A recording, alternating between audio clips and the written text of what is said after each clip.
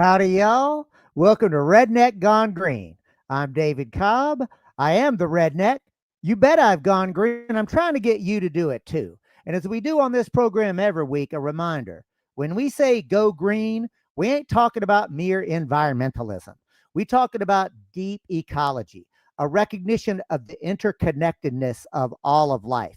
And whether you come at that from a hard science Western point of view, or you come at it from a deeply eco-feminist, spiritual, indigenous point of view, or like me, you say those are perfectly valid ways to understand the world. The reality is this: we are in a web of life with all of creation, and humans, whatever we do to that web, we are ultimately doing to ourselves. And to say it plainly, y'all, we doing it wrong. We are literally destroying the planet faster than Mother Earth can replenish herself. And if we do not make a quick, profound transition, the window to avoid a mass human die-off is closing before our eyes. And with that bit of good news, let's bring on our good pal, Shane Knight.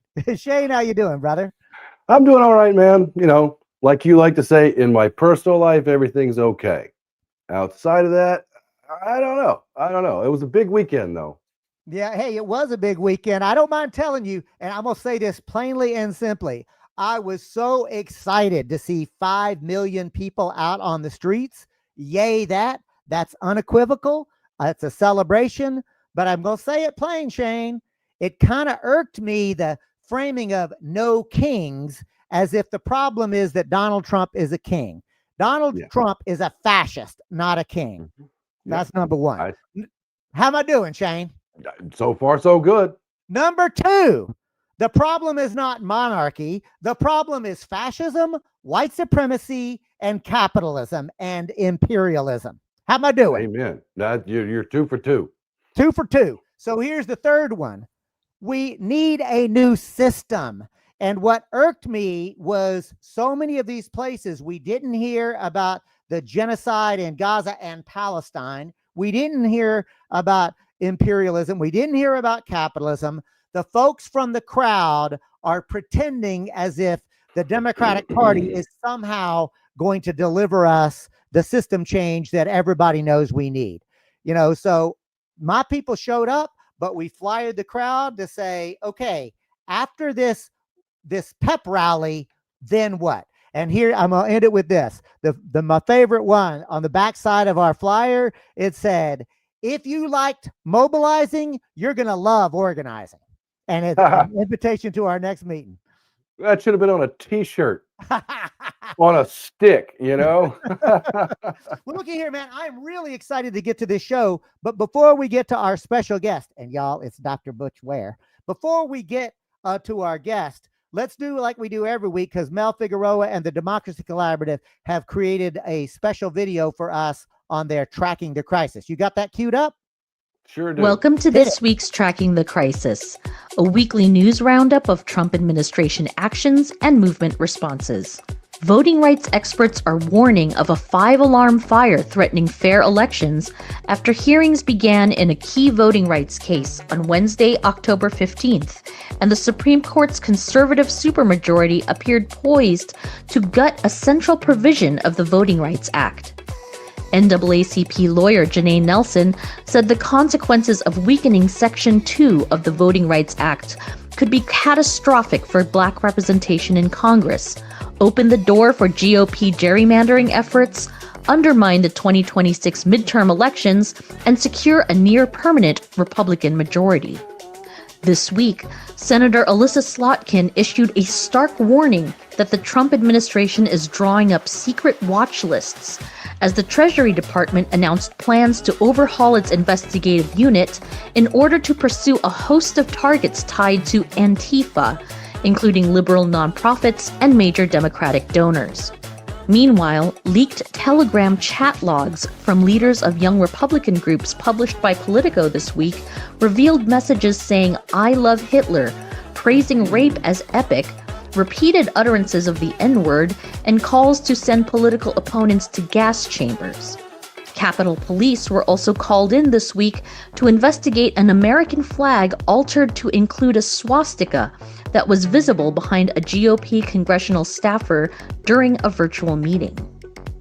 Organizers for the second No Kings nationwide day of action report that nearly 7 million people turned out on Saturday, October 18th, in over 2,500 protest actions throughout all 50 states, as well as in 18 countries worldwide. Harvard's crowd counting consortium notes that this may be the largest and most geographically diverse protest action in history. No Kings protests are reaching further into Trump country. As of August 2025, the median protest county in the United States cast more votes for Trump than Harris in the 2024 elections. While the protests featured mostly liberal themes, U.S. cities under threat of military occupation have emerged as leading voices calling for more action, saying we will not be bullied by threats and intimidation from the GOP, MAGA, and Trump. Here's Chicago Mayor Brandon Johnson calling for a general strike. If my ancestors as slaves can lead the greatest general strike in the history of this country, taking it to the ultra-rich and big corporations, we can do the same today. I'm calling on black people, white people, brown people, Asian people, immigrants, gay people from around this country to stand up against tyranny. That's it for this week's Tracking the Crisis. Read more by signing up for our weekly news roundup in your email every Friday at trackingthecrisis.org. Back to you, David and Shane. Boy, Like I said, I love it's a their big tagline, weekend. Shane. We need read the news so you don't have to. Yep. And look, you and I could spend a lot of time digesting this and chopping it up, but I honestly feel like bringing Dr. Butch Ware right into the conversation to see if any of that is stuff that he wants to get into would make good sense. And before we do this, folks, a little housekeeping, if you will. Remember that Democracy at Work is a 501c3 nonprofit platform. On this program, we do not endorse or oppose any candidates for public office. This interview is for educational purposes only. With that, I am very excited to bring you an educational conversation with somebody that I've only recently gotten to know, but I can tell you I am very excited about. His name is Dr. Butch Ware. He is a historian, an activist, a professor at UC Santa Barbara. His work bridges African history, Islam, and movements for justice and liberation. He's a founder of the Initiative for the Study of Race, Religion, and Revolution. He is a leading voice for connecting spiritual consciousness with on-the-ground concrete action for political transformation. With that, Dr. Butch Ware, welcome to Redneck Gone Green. Great to be with you guys. I'm really, really happy to be here. I really am sincere, Butch. May I call you Butch? Absolutely, please do. I mean, yeah, you worked hard. They don't just give a PhD away. So I want to give you the honors that you have earned. It's true. They're not handing out PhDs from the University of Pennsylvania, but at the same time, I like to say I'm the son of a locksmith with a 6th grade education. I don't put on airs, so please call me Butch. Well, with that, I had the privilege of watching you deliver call a combination of academic lecture with some of the most rigorous analysis I've heard and an inspirational call to arms stump speech. And folks, he did it for 2.5 hours straight, as far as I could see, without notes, just literally speaking from the heart, but also from the head. So I'm going to invite you. You did it just a touch, but I want you to tell your personal story, because as somebody who grew up in poverty myself, and I'm going to say, some folks know, I know what it's like to carry a 5-gallon bucket of my family's excrement and empty it into a hole in the ground. I used to be deeply ashamed about that, but I'm just saying, poverty, I come out of an experience that has shaped me. And I know that you have had a very similar kind of experience as a child that shaped you. And I want to give you the time to lay that out for our audience here. I'm more than happy to. I also wouldn't mind taking a quick 30-second detour into just some quick responses of what you guys showed off the top with respect to the No Kings, because then we can circle back to that by the end. I'll just offer a word and then throw that question back at me in about 30 seconds. So what was on my mind watching the parade, because it's essentially a Democrat sponsored parade. And it's an opportunity for those of us that are actually interested in revolutionary change to get out and message to the people that are assembled there. But with respect to the organizers, you know that it's not transformational if Hillary Clinton is endorsing it and sponsoring it. You know, if Democrats are running it, it's not liberation oriented. So what I'll just say in response to that and their fear mongering around Trump and trying to make it about monarchy than about fascism, I'll just go with an old school one. Maybe you know this one, David. Um, a sheep is going to spend its whole life being afraid of the wolf, only to be eaten by the shepherd. And the reason why I cite that right now is that they're fear mongering as though the problem is the people over there and them trying to have a monarchy and not obeying democratic norms. Stay close to us. The dangerous thing is out there. When in the end, the Democrats have been absolutely ruthless in their efficiency in executing the slaughter against working class people in this country. So while it's great to see folks trying to get mobilized, as you said, organization trumps mobilization every day, especially a mobilization that makes no specific demands, that doesn't ask anything from power, and that actually obfuscates. If we had the general strike that Brandon Johnson was calling for, if that's a general strike against Trump that just gives us more of the Democrats, then we've got a massive problem in front of us. So we need actual liberation, not stage parades for capitalists. Well said. Thank you for that perfect detour, if you will. I don't think it was a detour. I think it was a pause to react. So if anything else, again, that happened there, because, you know, look, let me just say this. This is going to be a wide-ranging conversation, Butch. I'm going to give you all the time that you need, and I'm going to follow your direction because I want you to have an opportunity to talk directly to our audience. And to the audience, I want to remind you that for those of you who are watching live, you were encouraged to make comments and ask questions on the YouTube channel. So that's a premium for those of you who watch live. So you should like, comment, subscribe, sign up on Redneck Gone Green on our Substack or at the Democracy at Work platform. Butch, I do want to, though, give you a chance to tell your personal story about where you come from and who you are. Yeah, I mean, the way that I'll do this in just, abbreviated fashion for this audience is, and this is how I've talked for actually decades when telling my personal story, whether doing community activist and organizing work, especially in the Black community and in the Muslim community, and really in all of my communities, educational communities, is that most of my current political and intellectual priorities, as well as my spiritual ones, were framed for me when I was 15 years old. The reason is that when I was 15 years old, I read the autobiography of Malcolm X. I read that book cover to cover in one night. I could not put that book down. That book spoke to really deep places in my soul because Malcolm was brutally honest about what America had done to him growing up in crushing poverty with white supremacy on him. Literally, his father, killed by white supremacists, laid across railroad tracks. And when Malcolm tells this story, he tells not only the story of what America had done to him, but also of what he became. And then you see this transcendent figure emerge at the end of this autobiography.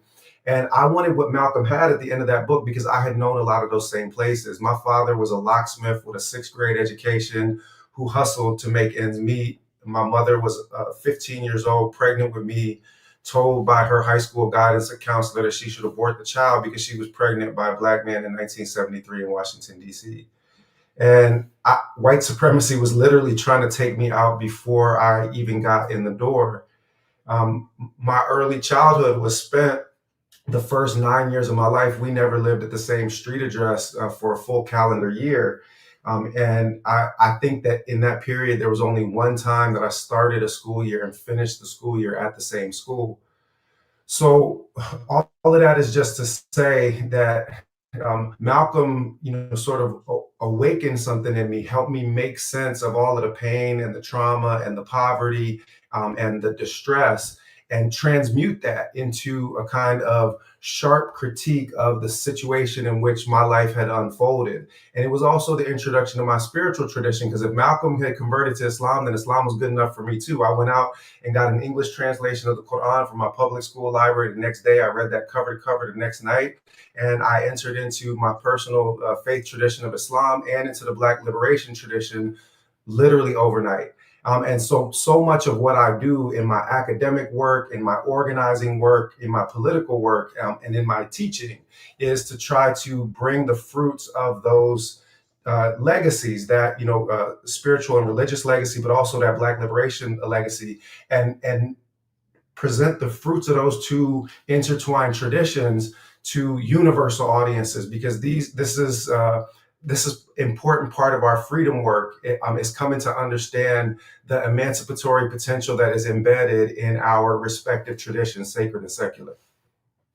I love it. And I'll tell you, as somebody who comes out of poverty as well, but also was in my youth was a soldier for Christ and went to Vacation Bible School, Butch. And the thing is, and I'm going to be really blunt, the thing is, because I wanted to do good, I wanted I wanted to see that the loving righteousness that I saw. And I'm going to tell this story real quick. I still remember as a little boy, we had literally just learned with that little felt, right? Telling the parables, the Good Samaritan story. And we were at there was a potluck, right? At this Baptist church in Houston, Texas, outside. And what I now realize was almost surely a houseless person. Maybe he was drug addled. I'm not sure, because I was 8, 9 years old. But I saw it was black, and I saw him come up. Imagine these tables just groaning with the weight of the food, right? This fella comes up, and they didn't throw rocks at him, but the deacons kind of surrounded him, right? And they led him through. They fixed him a plate and then sent him on his way. They sent him on his way. And I thought, then I just knew I didn't have the language for it. But what I recognized was, we a bunch of hypocrites. We don't mean what we say. So at 8 or 9 years old, Butch, I had what I can only call a crisis of faith. Now, my faith in the notion of justice and fairness and liberation shines as bright today as it did then. But I have come to have a very high antenna for bullshit and hypocrisy. And I see a lot of that in the so-called liberal nonprofit industrial complex, where it is like they mouth some nice words, but when you come down to it, they don't mean what they say.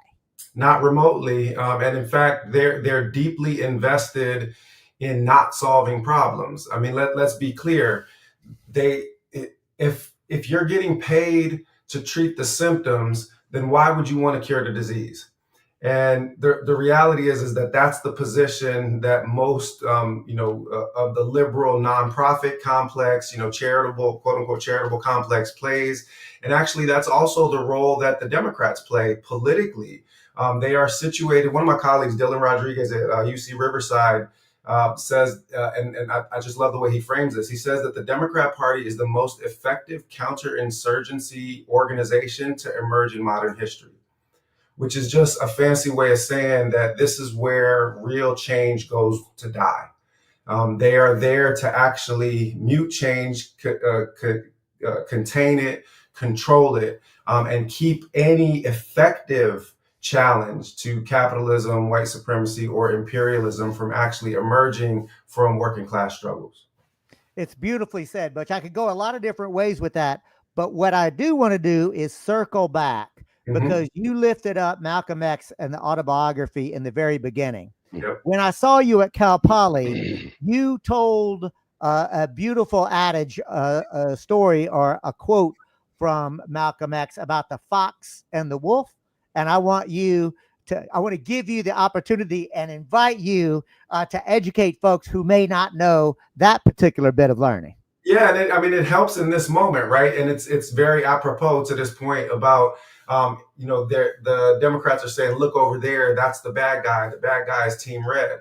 Well, Malcolm did not was not affected by these kinds of illusions. Malcolm said, "The liberal is a fox. It bares its teeth. You think that it's smiling at you, but you are on the menu. The conservative is a wolf. When it bares its teeth, it's into a vicious snarl that leaves the black man with no illusion as to where he stands."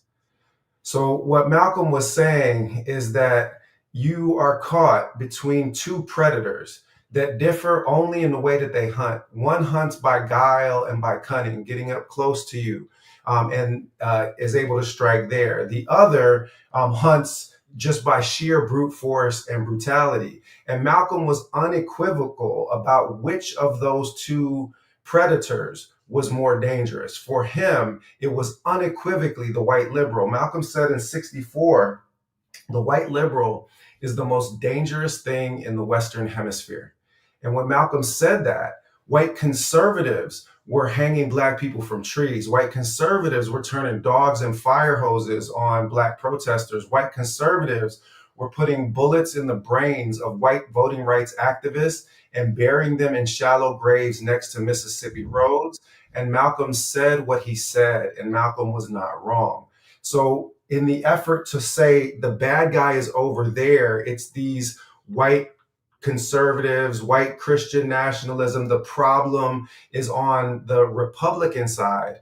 You are exposing yourself to the preferred hunting modality of Team Blue, which is to pretend like they're there and close and smiling at you, but in fact, they're there to consume you just like anybody is. Folks, you're listening and are watching Redneck Gone Green. I'm your host, David Cobb. We're speaking with Dr. Butch Ware. He's an historian, an activist. He is at the UC Santa Barbara. He's also running for governor of California on the Green Party ticket. To be clear, this is not an endorsement. This is an educational interview.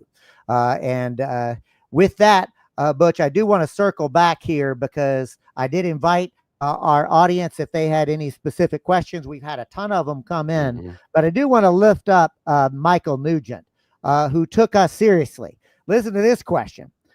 Have you thought about an agenda for Black people and other oppressed people that incorporates cooperative ownership and community land trusts stewarded by majority Black and oppressed people? That seems like a question that's just teed up to you, Butch. I mean, Black and Indigenous cooperative movements are some of the most effective movements towards resisting both capitalism, and its corporate mechanisms for control and extraction, and also, of course, racial inequity, because these are spaces where Black and Indigenous people have been able to pool resources and develop communal strength.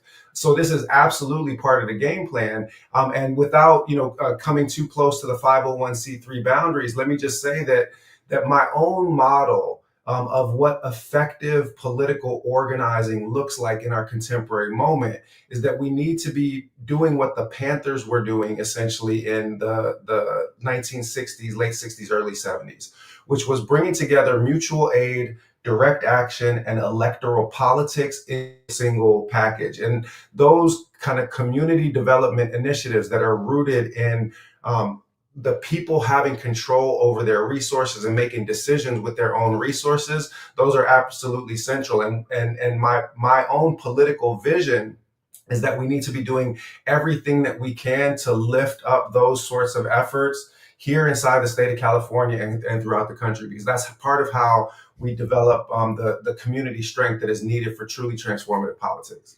So looky here, Butch, I'm going to continue the tradition of Malcolm X because I like you, I also read widely and learn lessons from lots of places.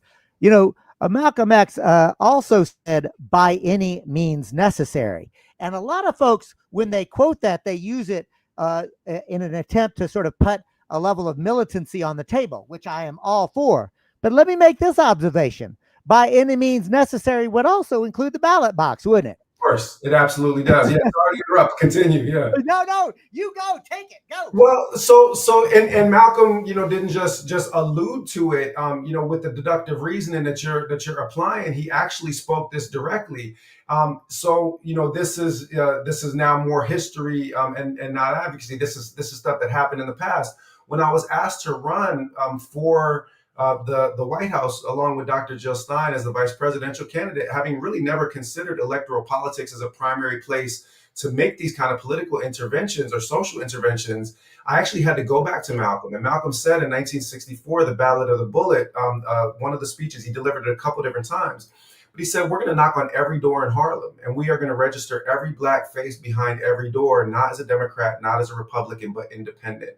Malcolm believed in leveraging electoral politics. So it wasn't just a theoretical association with any means necessary. He was literally adamant about utilizing electoral political resources to organize. And the Ballot of the Bullet was not simply a threat to America that we are going to have our freedom, whether we take it at the ballot box or whether we take it through revolutions in the streets. Malcolm also said, he said that whatever black face behind that door is not responsible enough to register themselves to vote, then we're going to have strong words for them, or we just might run them out of town on a rail. That was literally what Malcolm said. He thought of it as imperative that we take responsibility for using electoral political tools, not in isolation. Elections aren't going to fix things by themselves, but elections are part of an organizing cocktail that every true revolutionary has utilized. Huey P. Newton ran for Congress not once, but twice. Bobby Seale ran for mayor of Oakland. Kwame Ture, famously, formerly Stokely Carmichael, Student Nonviolent Coordinating Committee, eventually founds All African People's Revolutionary Party. He said, voting every 4 years is the height of bourgeois hypocrisy, but I would shed my blood for the vote, and I have, because I know that the vote is how I organize my people. So the reality is that campaigns and electoral political organizing often serves the function of actually doing what you said off the top. It actually helps channel people's energy from mobilization into organization, from just mobilizing around issues to organizing to contest power. The last bar that I'll close with there from Kwame Ture is that he argued that revolutionaries don't just mobilize around issues. I mean, don't get me wrong, mobilization is part of the process. But he said revolutionaries don't just mobilize around issues. Revolutionaries organize against systems. And my argument in this contemporary moment is that electoral political organizing can actually play a critical role in channeling people's energy from mobilization around issues to organization against systems. Man, that is beautiful. I love it. Once again, I feel like I could go in a lot of different directions, and you are generating a lot of comments in our chat, which I love. What I am going to do, though, is lift up Wealth Tax Talk, who asks you specifically, Butch Ware, what's the difference between politics and electoral organizing? What is required for lasting, durable change? I told you I had a good audience. This is an excellent question. I mean, and if we really wanted to get into the weeds on it, we could even look at the punctuation, because some people will say when you talk about capital P politics, then you're talking about electoral politics, and when you keep the P lowercase, then it's a broader definition of that which is political. But let's not get caught up on punctuation. For me, the distinction between politics and electoral interventions is that electoral interventions is a small subset of that which is political. Political is everything that is engaged in contesting power and the construction of power. And that's why I advocate in every, in every venue that I can, academic, political, or otherwise, for bringing together mutual aid, direct action, and electoral politics, because I see all of that actually as inherently political action and political change. It's just that electoral organizing is this sliver of it. As for what's required for lasting, durable change, what's required for lasting, durable change is the end of capitalism and imperialism. We have to take all means that are at our disposal in order to effectuate that. That may come through, sort of the collapse of systems, the way that Tsarism just sort of collapses in 1917 in Russia, or it may come through, the election of people who have opted out of neoliberal politics, the way that Claudia Sheinbaum, for example, has made profound transformations in Mexico, in large part because in 2014 they were able to get campaign finance reform that actually allowed for more than just kind of progressive populist, but actually leftist candidate to be competitive. So there's a lot of different ways that you can arrive at lasting, durable change. And part of the reason that you undertake electoral organizing as part of a broader organizing strategy is that circumstances are going to dictate which forms of organizing are going to be most effective under different circumstances. And if you stay ready for all of them, then you ain't got to get ready for none of them. That's right. I love that quote. If you stay ready, you ain't got to get ready. There it is. I knew you'd be able to finish that quote. Here's one of the ways that I talk about it, Butch. And if you find anything, like with 35 years of sobriety as a recovering alcoholic, I tell everybody, take what works, leave the rest. So if I copy left everything I do, right? But to me, it goes like this. If you say you want systemic transformational change, and all you ever do is go to a ballot box every 2 or 4 years and pull a lever, friend, you are wasting your time. But there's a corollary to that. If you say you want systemic transformational change and you have a candidate running on a platform and with policies of systemic transformational change, and you don't go and pull that lever, you're wasting an opportunity. It doesn't make sense to me. It's not either or. The number of folks that I meet who are like, oh, if voting could change, they'd make it illegal, blah, blah, blah, right? Like, and so they don't vote. Or they get so wrapped up in thinking that voting is the only thing. It's like they both right, but then they're both wrong, right? Like it's not an either or proposition. And especially that first one, you see a lot of, keyboard leftists that are, and part of my argument is like, okay, well, if you really believe that like elections don't do anything, take it up with Malcolm and Huey. Because they saw that question differently, and you definitely from your keyboard are not more more revolutionary than them. I would actually even go further, which is that in this moment where capitalist seizure and control of the other levers of power are so complete and total, that electoral politics is actually one of the few domains left that isn't completely under corporate control. What do I mean by that? In 1980s, you had 50 media companies that controlled 90% of the media market. Now that's down to 5. You have 4 Zionists that essentially own all of the social media outlets. You have the same donor base that controlling both Team Red and Team Blue. Because basically, if you were to make a Venn diagram of the donors that give to the Democrats and the Republicans, you'd be staring at a single circle. It's like literally just the same group of people, right? So all of that is just to say, in this particular moment, we have these pesky things called elections that are still left over from when representative democracy was almost a thing, right? It's never been truly representative for certain people, but post 1965 Voting Rights Act, we actually had a sliver of time before the neoliberal crackdown where certain kinds of transformations look like they might potentially be possible. In this moment, we can actually still vote the bums out of power. So we are taking away our own power when we refuse to embrace that. And then the last thing I'll just say with response to that idea that if voting actually worked, they would make it illegal. I'm going to be blunt about this. For me, thinking that voting doesn't do anything, that's a psyop, that's propaganda, that's designed to reproduce the status quo and to sink people into despair and inaction.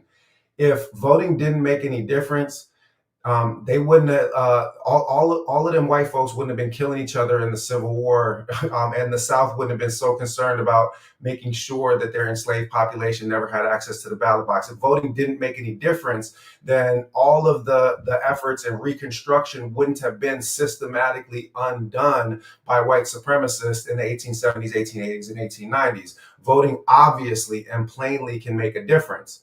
It just can't make a difference by itself.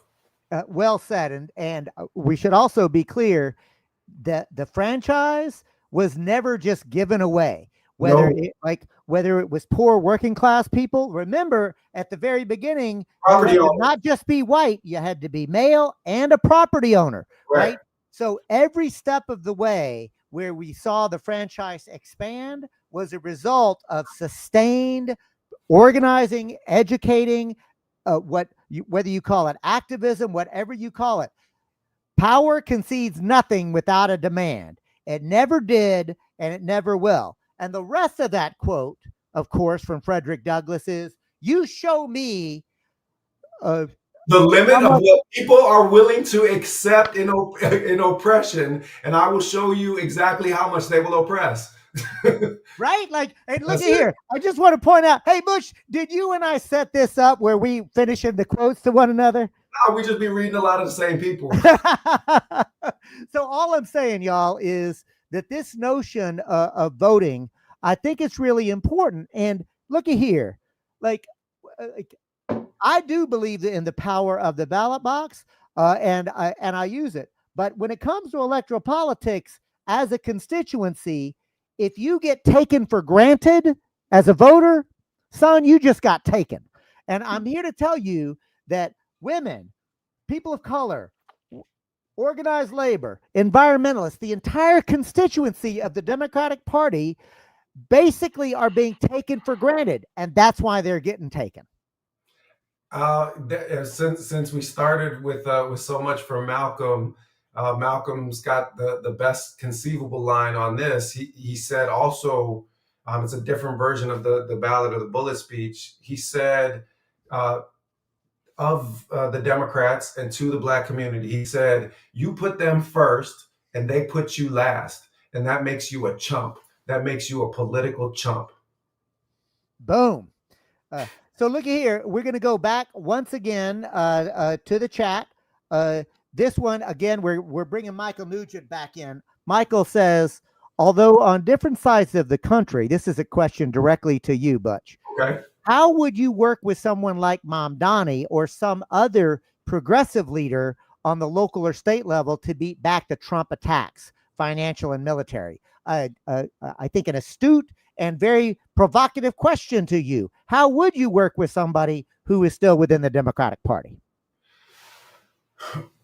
In the face of Trump, we have to be resolute in partnering and coalition building with anyone that is actually willing to fight.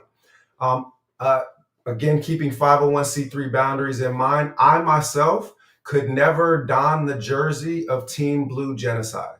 I couldn't do it. But I understand that there are people who have made strategic decisions to align themselves with the Democrats, either through Democratic Socialists or through Working Families Party or other independent-minded Democrats, because it was a particular path in the local elections in which they were active. Anybody that is actually willing to organize against the system, anybody that is actually struggling to fight not just against Trump's violations, but against the violations that the system itself imposes on the people, that capitalism, white supremacy, and imperialism, those are our friends and fellow soldiers. Those are our comrades. We're not going to agree with them on every single strategic or ideological piece, and we don't have to. We need to cultivate forms of solidarity that are beyond identity, that are beyond ideology, that are beyond partisanship, in order to effectively resist.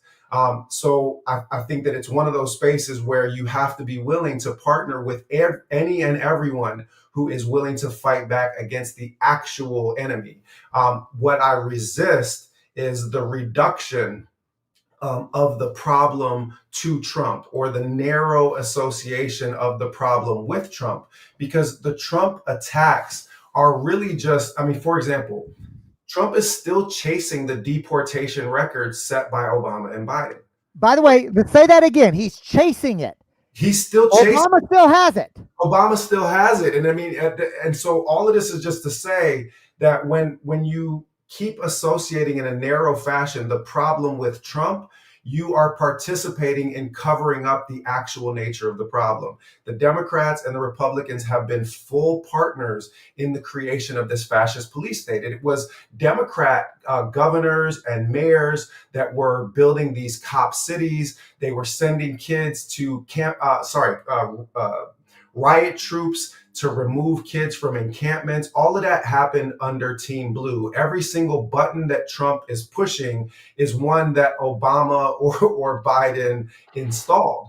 So if you're trying to narrowly associate the emergence of fascism with Team Red, I can't accept that. If you're willing to fight against the actual roots of fascism, then we are all on one team. And I know a lot of people, especially those that are, kind of plugged into liberal, propaganda, have difficulty accepting this. But the reality is that the relationship between Team Blue and Team Red is that one steals while the other one holds the bag.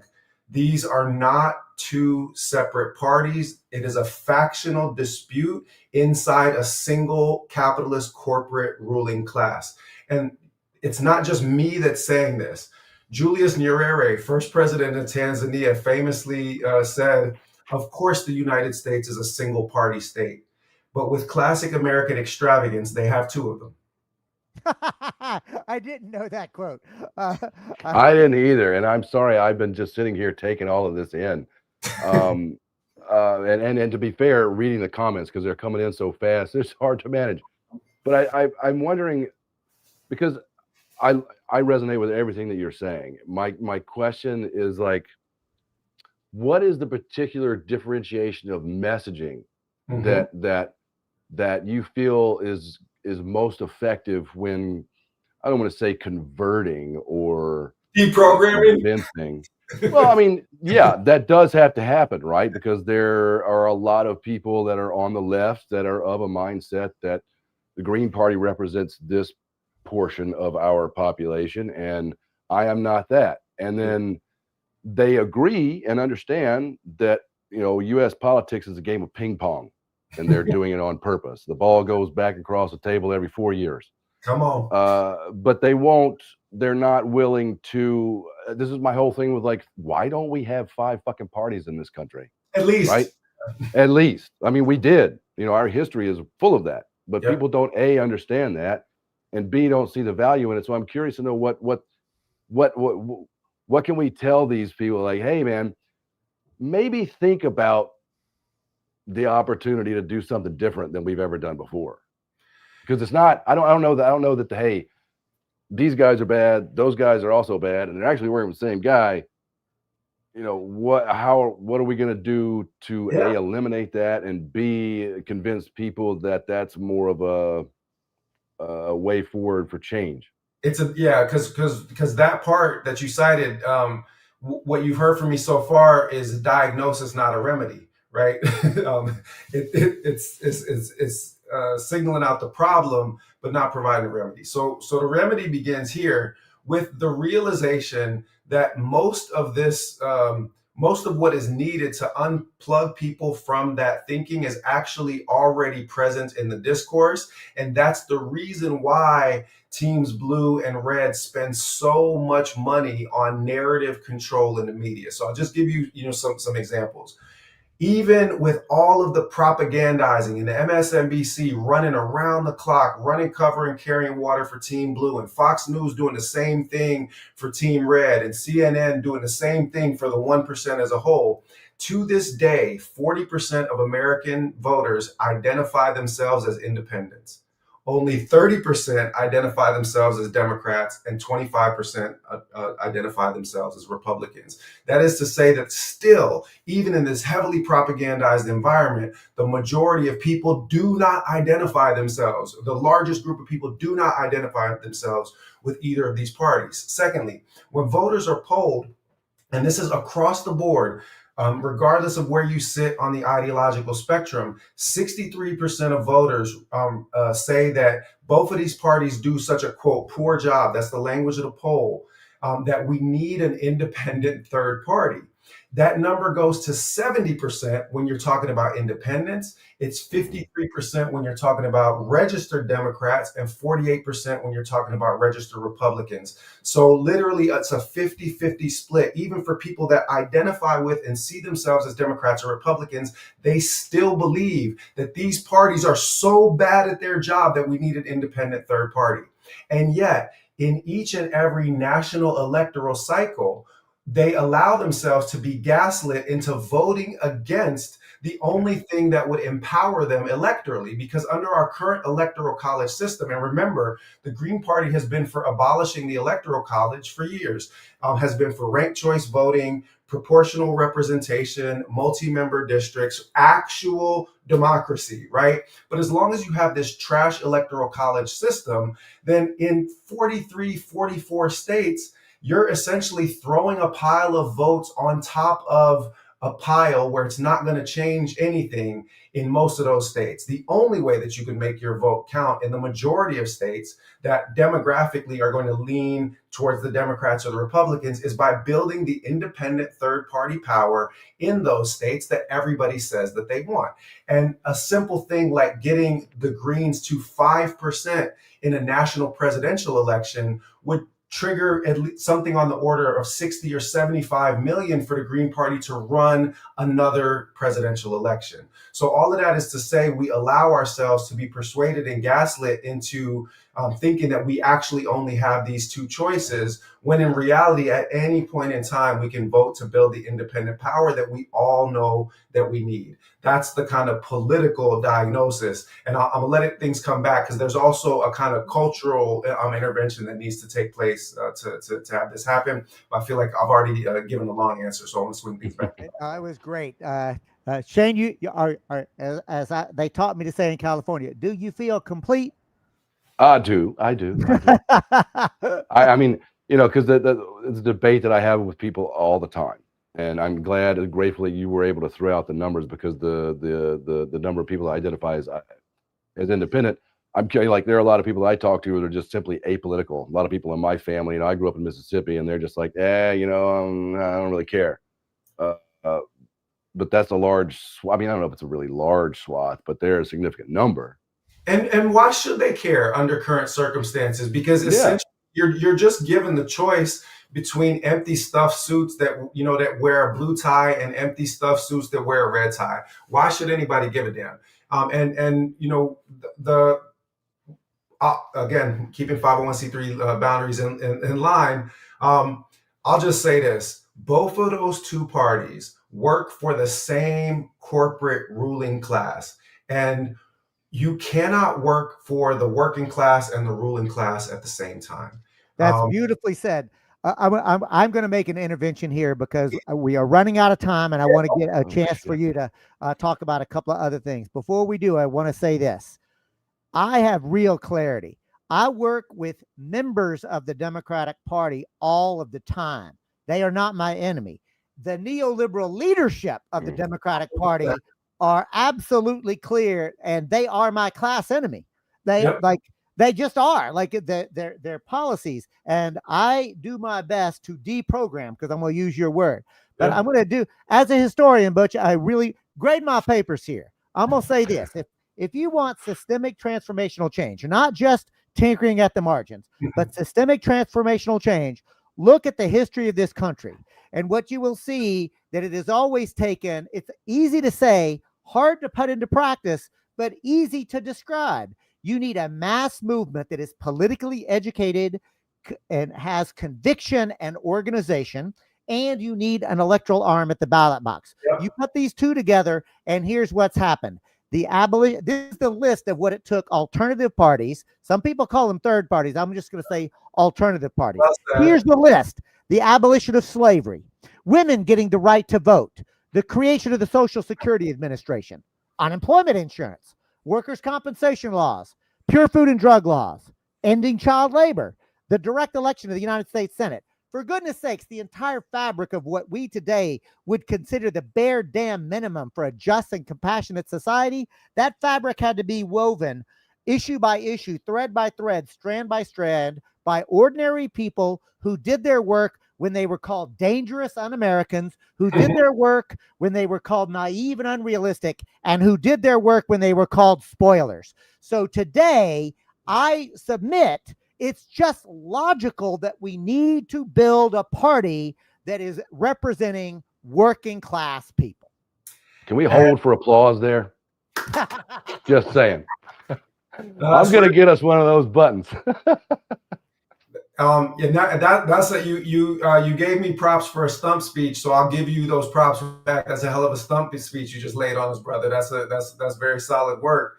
I mean, what I would just add to underline that is that back when the Republicans were an abolitionist party, they went from getting 2% of the vote in national elections to Lincoln being president in 6 years.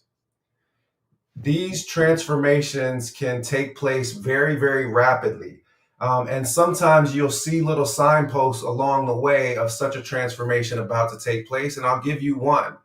In the 2020, as a historian, in the 2024 presidential election, 53% of American Muslims voted for the Green Party, and only 20% for Team Blue Genocide, 20% for Team Red Fascism. And this is fascinating because it marked the first time in 100 years that a major ethnic or religious demographic group switched parties, kind of wholesale. But interestingly, they did not switch parties inside the duopoly. It's even more significant is that they opted out of the duopoly altogether. And I'm telling you that is what is about to happen, is that we are about to see a transformation akin to what happened in the years leading up to the Civil War, when the Whig Party collapsed because they could not take a stand on slavery.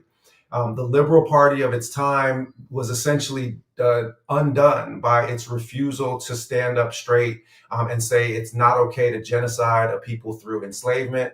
And it's my firm belief, in point of fact, that the Democrats signed their own death warrant in Gaza, and that party is going the way of the Whigs, and that they will never recover for the corporate sell-off of that party. Because why would you vote for Republican light when you can just vote Republican?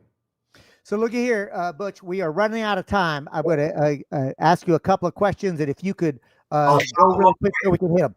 You say housing first. What do you mean by that? I mean that you take care of people's housing as a basic need before moving on to other things. There's debates and in the American public is that do people need to clean their lives up first before they get housing, especially homeless populations, or do you secure housing first and then that leading to success? The research and the data is unequivocal. You provide housing first. So I believe as a principle in housing first, that we take care of meeting people's basic needs for shelter, and that's part of how we create a thriving society. And with some basic controls on real estate speculation, especially of Blackstone and BlackRock, by taxing them heavily to get rid of their control over massive numbers of vacant properties with which they manipulate the rental and homeownership markets, that we could very easily in the United States of America or in a state like California have a model that is like Vienna in Austria, where 43% of the units on the rental market are owned by the state and operated as cooperatives at cost. And that serves a very important market correcting function against capitalist speculation in the real estate market. That combined with rent control can make housing affordable for people. And for those that are struggling in the deepest poverty, we secure housing first for them as a way of helping to meet people's basic needs so that they can thrive. Boom. Looky here. The only thing that I'll add is, like, that was brilliantly said. At Cal Poly Humboldt, you had a line that made me both chuckle, but I'll say it. I don't know. What did I say? I don't remember. Listen, you said it's true. I went 2.5 hours with no notes. I don't use notes. So a lot of times I don't know what I said. No, fair enough. See if you can finish it. Everyone eats. Before anyone. Yeah, that's it. That's the line. Okay. Everyone eats before anybody gets seconds. Man, that's all it is. Housing first. It made my redneck heart happy. You can't have a bunch of empty vacant properties while people have no place to live. There's 14 vacant apartments for every homeless person in the city of San Francisco. That cannot be maintained. Everybody eats before anybody gets seconds. Thank you for that, David. No, it was brilliant. It was beautiful. Next. I forgot that one. I got to make sure I write that down because I think I just made that up on the spot and I forgot that I said it. Sound like something my grandmother might have said. Yeah, right. The other thing that you have said repeatedly, and others do too, but healthcare is a human right. Go. Easiest thing in the world is to pass single payer healthcare so that people do not go into bankruptcy because of a cancer diagnosis. It's the case in the United States of America that 70% of Americans that get a cancer diagnosis are bankrupt within 18 months. Say that again, because I don't think that people really fully understand just how disastrous this policy is. Yeah, well, it's even worse when you realize that the number of medical bankruptcies in France is zero. The number of medical bankruptcies in England is zero. And the reason is that they have public health care. So it is absolutely unsustainable to continue to have a private rent-taking healthcare class that takes a cut off of the top of our healthcare spending in order to secure private profits in front of a public good. So from my standpoint, we get the insurance companies out of the way. Just give you a quick example. In a state like California, taxpayers already pay 70 cents on every healthcare dollar that's spent in the state. And nationwide, it's even a little higher in California. It's 30 cents on every dollar that goes to the insurance companies and healthcare industry whose job is to deny you coverage. Quite literally, if you just took out the middleman and had you get access to healthcare directly from the state, we could cover universal single payer healthcare in the state of California without any new additional taxes. And so the idea that we are stuck with this system, we're only stuck with this system because the healthcare industry continues to bribe elected officials to keep us from getting single payer universal healthcare. And thank you for that. And here is a factual observation. Speak. When the Democratic Party controlled the Assembly and the Senate with supermajorities and had control of the governor's mansion, they did not move legislation for single payer health care. Healthcare is a human right in California. When there was the blip, when Governor Schwarzenegger, a Republican, was in the governor's mansion, somehow they were able to get it out of subcommittee, out of the Assembly. It went to the Senate so that they could beat up Schwarzenegger, right? It was a political football. Yep. Then when they got control again with a supermajority of the Assembly and the Senate, and they had the governor's mansion, we could not get it out of subcommittee. Don't tell me that the leadership of the Democratic Party are actual advocates for health care for all. They are not. It's even worse. There was $2.7 million laid on the Democrat Party in the state of California right before the vote was brought, and the vote was never brought to the floor for that reason. It was a straight purchase from the insurance companies of the elected officials. And don't forget that Gavin Newsom, aka Slick Willie 2.0, the new Bill Clinton, he ran on single payer healthcare only to stab the people in the back once he was in power. Look at here, Butch. This has been a fantastic conversation. The time has flown by. I know you've got an event that you've got to get to. Sure. So I do want to give you, keeping the 501c3 in mind, I'll give you closing words. Find my social media platform at Butch Ware, and there you can follow a link tree to all of the political activities that I'm engaged in. But my call in this kind of final word that you've given me, and I'll try to be brief, is that we actually have an incredible opportunity inside the state of California to break this duopoly that we have been discussing for this last hour. And if you are interested in taking action inside the state of California, even if you're located somewhere else, there's ways that you can volunteer, get engaged. There's things that you can do to take action now that will help us break this duopoly from a mutual aid, direct action, and electoral political standpoint. So at Butch Ware across all platforms. And from there, you can get linked to any of my electoral political activities that we won't talk about in a 501c3 compliant podcast. Well done. Hey, you're good at the dance. I want to thank you, Dr. Butch Ware, for joining us here on Redneck Gone Green. Most importantly, I want to thank you, the audience, whether you are listening or watching live, whether you are listening and watching the recording. We know that literally thousands and thousands of people are watching and or listening. This audience is growing, and it's growing because you are being part of this community at Redneck Gone Green. I know not everybody will agree with everything that I say. Hell, I don't agree with myself all the time. But one thing that you are going to hear is non-corporately filtered news, information, analysis, and opinion here on Redneck Gone Green. So I want you to like, comment, subscribe. Everybody says to do that. And you know why? Because it's the only way to break through the algorithm. We don't pay any promotion or advertisement on any of our platforms at Redneck Gone Green, and we are growing.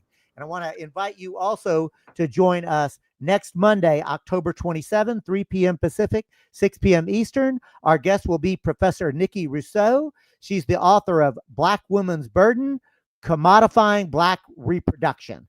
Folks, keep on keeping on. Can't stop, won't stop. Peace.